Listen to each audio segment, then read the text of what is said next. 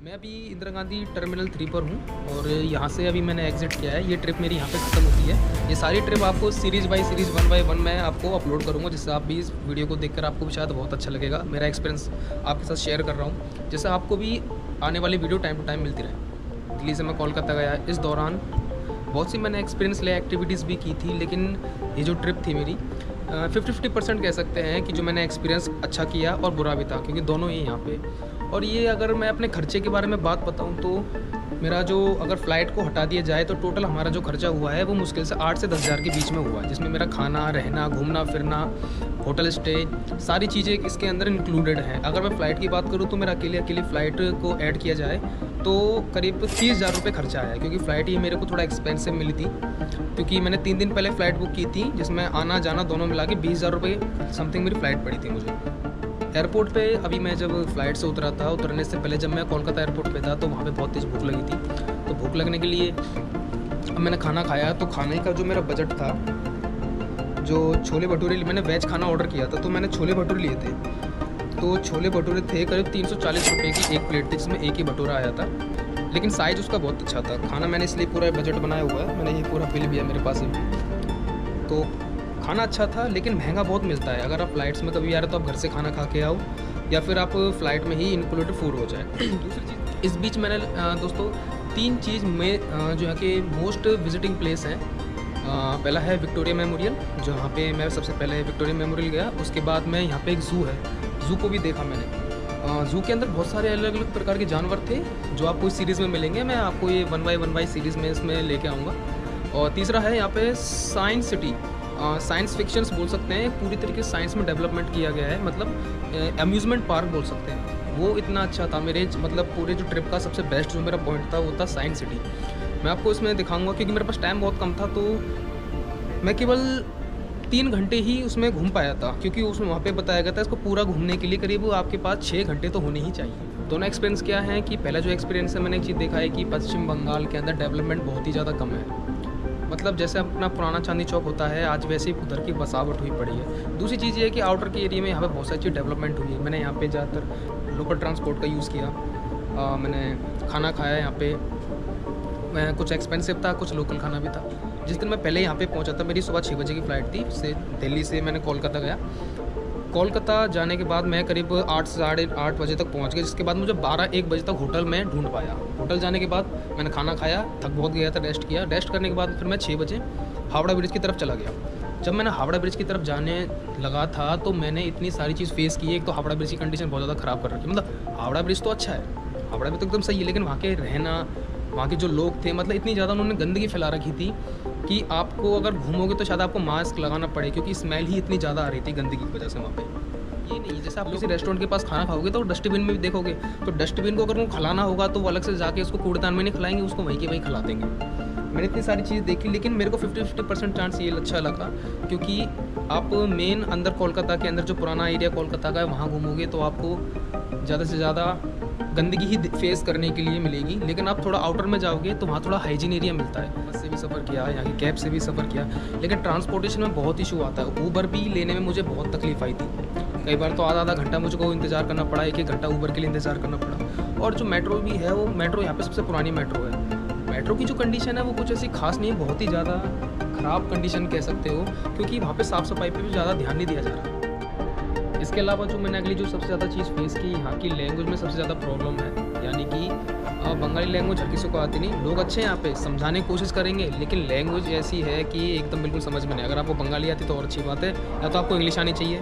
हिंदी तो ज़्यादातर लोग जानते नहीं, जानते हैं लेकिन उनके वर्ड आपके समझ में नहीं आएंगे। बंगाली लैंग्वेज मुझे बहुत ज़्यादा फेस करने की। यहाँ पे जो मेन जो अट्रैक्शन जो है, यहाँ की ओल्ड चीज़ें होती हैं, जैसे यहाँ की क्लासिक जो टैक्सी है, टैक्सी आपको देखने में बहुत अच्छी लगेगी। टैक्सी वाकई में अच्छी थी, देखने में अच्छी है, लेकिन जब आप टैक्सी के पास जाओगे, अंदर बैठोगे, तो आपका बैठने तक का मन नहीं करेगा। यहाँ की जो लोकल जो बसें होती हैं, जैसे अपने दिल्ली में डीटीसी बस होती है, यहाँ की तो बसें बहुत अच्छी कंडीशन में है, लेकिन वहाँ पे जो आप लोकल बसों को देखोगे, आज भी जो 20-25 साल पुरानी जो बसें आज भी वहाँ पे ऐसी की ऐसी कंडीशन में, कुछ अभी नई बसें जो चली हैं वो गिनी चुनी हैं, मेट्रो की कंडीशन भी ऐसी, मेट्रो बहुत पुरानी है लेकिन उसमें कोई डेवलपमेंट नहीं है, गंदगी इतनी ज़्यादा है, पुरानी मेट्रो है आज भी। अगर आप पटरियों पे भी देखोगे तो लोग ऐसे ही कर देते हैं, मतलब जहाँ खाया वहीं फेंक दिया लोगों ने। ज़्यादातर मैंने ये कंडीशन फेस किया है वेस्ट बंगाल में। वेस्ट बंगाल में सबसे मेन रीज़न मैं ये चीज़ देखा कि सबसे ज़्यादा जो गरीबी रेखा है, मतलब और राज्यों से बहुत ज़्यादा पिछड़ा हुआ है ये वेस्ट बंगाल। गरीबी में देख रहा हूँ कि लोग ज़्यादातर गरीब हैं, करीब मुझे जहाँ तक पता 20 से 25 गरीबों को जो आते हैं लोग भीख मांगते हैं, मैंने उनको 20-25 लोगों तो मैंने ही उनको पैसे दिए हैं। लेकिन ये चीज़ मेरे को रिकॉर्ड करनी अच्छी लगती है। जब मैं किसी को पैसे देता हूँ, किसी को ज़रूरत होती है तो मैं रिकॉर्ड करके दिखाऊँ, वो मेरी हैबिट नहीं है। लेकिन मैं जिस एक्सपीरियंस को मैंने फेस किया है कि पश्चिम बंगाल में बहुत ही ज़्यादा हालत ख़राब है। लेकिन घूमने के पर्पज़ से यहाँ पे जो विक्टोरिया मेमोरियल है और यहाँ की जो चर्च हैं, पोर्ट हैं और यहाँ के जो पार्क हैं, ये वाकई बहुत अट्रैक्टिव चीज़ है क्योंकि वो ब्रिटिश काल से बने हुए हैं वहाँ पे। और आपको अगर वेस्ट बंगाल या ना कोलकाता घूमना है तो सबसे बेस्ट जो मैं आपको टाइम बता रहा हूँ, बरसात में तो बिल्कुल ही मत आइए। सबसे बेस्ट टाइम होता है अपना दिसंबर से लेकर फरवरी के बीच में, सर्दी के टाइम में आइए। सर्दी के टाइम में आप अच्छी तरीके से घूम पाओगे। गर्मियों में तो आपकी हालत इतनी ज़्यादा ही ख़राब हो जाएगी क्योंकि मुझे पता है जब पूरे दिन भर पसीने के साथ मैं घुमा हूँ, बहुत ही ज़्यादा गर्मी फेस की है मैंने। समुद्र बगल में बरसात होती है, हवा चलती नहीं, उमस ज़्यादा है। खुले एरिया में आपको हवा मिल जाएगी लेकिन वैसे लोकल एरिया में आपको शायद हवा ना मिले। और आज ही दिन मैं आज दिल्ली उतरा। दिल्ली उतरने से पहले मैं फ़्लाइट जाने से पहले मैं 10 बजे दक्षिणेश्वर काली माता के मंदिर पे पहुंचा। वहाँ पे एक्चुअली दिक्कत मेन थी, मैं वहाँ पे भी वीडियो रिकॉर्ड करता, लेकिन वहाँ पे क्या है सबसे बड़ी प्रॉब्लम कि फ़ोटो और वीडियो अलाउड नहीं है। पहले ही आपके बैगों को और कैमरों को, जो भी आपके पास फ़ोन है, फ़ोन तक को आपको पहले ही जमा कराना पड़ेगा, तब जाके वहाँ आपकी एंट्री होगी। गंगा घाट के किनारे ये एक बहुत बड़ा अच्छा मंदिर बना हुआ है, दक्षिणेश्वर काली माता का मंदिर के नाम से फेमस है वो मंदिर। तो बहुत अच्छा मंदिर बनाया गया है, मतलब उसमें जो स्ट्रक्चर है, वहाँ पे की जो आरती है, खाना पीना रहना है, तो वहाँ पे भी आपको मिलता है।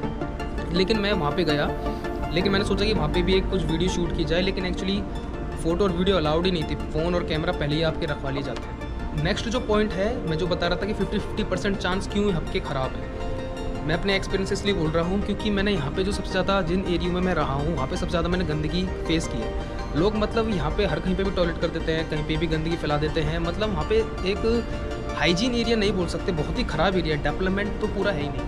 होटल ढूंढने भी मुझे बहुत ज़्यादा प्रॉब्लम हुई। होटल ढूंढने के चक्कर में ही मैंने करीब 1000 रुपये कैब में ही खर्च कर दिए। मैंने जो फ़्लाइट की टिकट्स बुक की थी वो करीब 3 दिन पहले बुक की थी। अगर यही मैं 1 हफ्ते या 10 दिन पहले बुक करता तो ये 10,000 रुपये की जो एक टिकट थी वो करीब मेरे को 5-7 हज़ार तक में मिल सकती थी। लेकिन मेरे को इमीडिएटली जाना पड़ा इसलिए क्योंकि मेरा थोड़ा मेरे बिज़नेस पर्पज़ से मैं वहाँ पे गया था। विज़िट का मेरा कोई पर्पज़ पूरा था नहीं, लेकिन अचानक से पूरा प्लान हुआ। इसके बाद दोस्तों यहाँ पे सबसे ज़्यादा मेन प्रॉब्लम अगली जो है कि गर्मी बहुत ज़्यादा थी। मेन रीज़न क्या है कि वहाँ पे समुद्र का किनारा साइड में पड़ता है, इस वजह से क्या है कि वहाँ पे बरसात का कोई फ़िक्स टाइम नहीं होता है। तो उस वजह से क्या है कि यहाँ पे बरसात बार बार कभी भी हो सकती है। हवा तो चली नहीं रही थी, उमस इतनी ज़्यादा हो गई थी। अब वीडियो में देखो कि मैं इतनी गर्मी को मैंने फेस किया है। दूसरी चीज़ मैं ये कह रहा हूँ, मैंने इंडिगो और एयर इंडिया के अंदर आज मैंने एक फ़र्क महसूस किया है। अगर मैं इंडिगो से टिकट बुक कराता हूँ तो मेरे को खाना अलग से ऑर्डर करना पड़ेगा, क्योंकि हमने इंडिगो में टिकट बुक हुई थी मेरी, तो मैंने खाने के लिए अलग से ऑर्डर किया था। एक नूडल्स करीब 250 रुपये का मेरे को एक कप नूडल पड़ा था। वापसी जब मैं एयर इंडिया से आ रहा था तो एयर इंडिया में क्या था, जो हमारी टिकट थी 10,000 की, उसी में खाना इंक्लूडेड था। उसमें 2 ऑप्शन होते हैं, एक तो वेज होता है और एक नॉन वेज होता है। आपको कौन सा चाहिए होता है वो आप ले सकते हो, उसमें कोई इशू नहीं है। तो ये दोस्तों ये मेरा एक्सपीरियंस रहा। एक मैंने शॉर्ट में शायद आपको पूरी समझाने की कोशिश की कि इस सीरीज़ में आपको क्या क्या देखने को मिलेगा। तो आशा करता हूँ कनेक्ट रहिए, नई वीडियो का इंतज़ार कीजिए, और अगर वीडियो पर नए आए हो तो इसको इमीडिएटली सब्सक्राइब कर दें और अपने दोस्तों को शेयर करना ना भूलें।